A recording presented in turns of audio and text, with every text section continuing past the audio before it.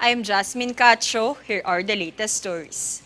Angat Buhay Foundation, also known as Angat Buhay NGO, is a non-profit organization dedicated to poverty alleviation in the Philippines. It recently posted an update on its fundraising initiative known as Angat Bayanihan.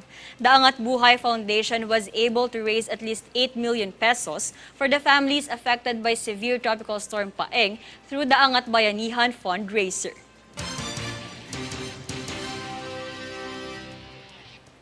The Department of Transportation, or DOTR, expresses concerns over the potential job losses of 50,000 Filipino seafarers. Natalie Danganan has the full details.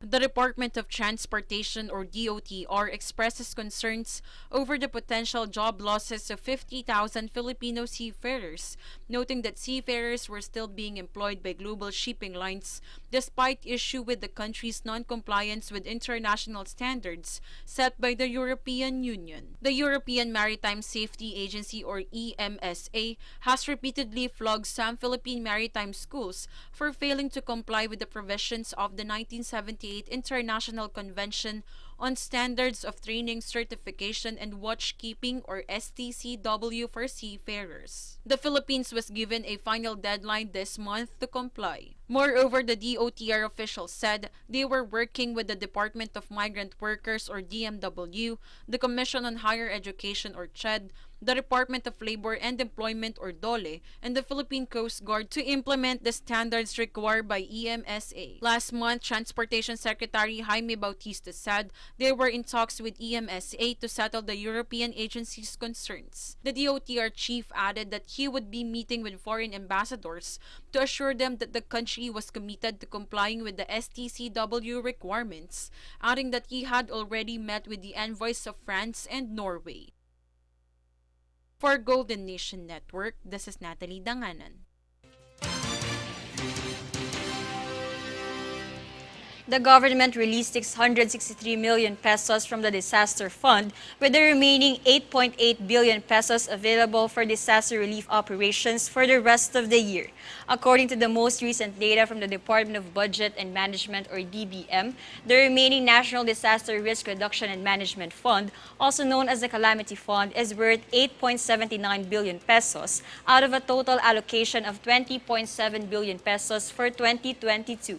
The entire 663 million pesos was made available to the Department of Social Welfare and Development, or DSWD, in order to replenish the agency's Quick Response Fund, or QRF.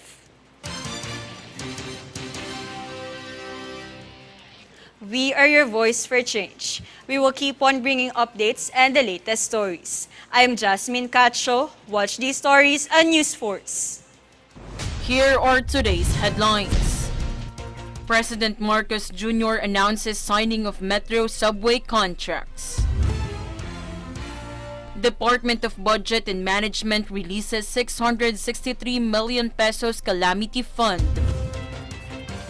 Sandigan Bayan dismisses forfeiture case filed against late Chief Justice Corona. Department of Transportation chief fears over the potential job losses of 50,000 Filipino seafarers.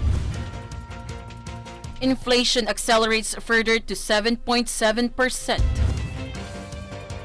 NBA suspends Kyrie Irving for at least 5 games due to anti-Semitism issue. Fair and balanced news. Comprehensive reports that will take you to the heart of the action. This is News Force.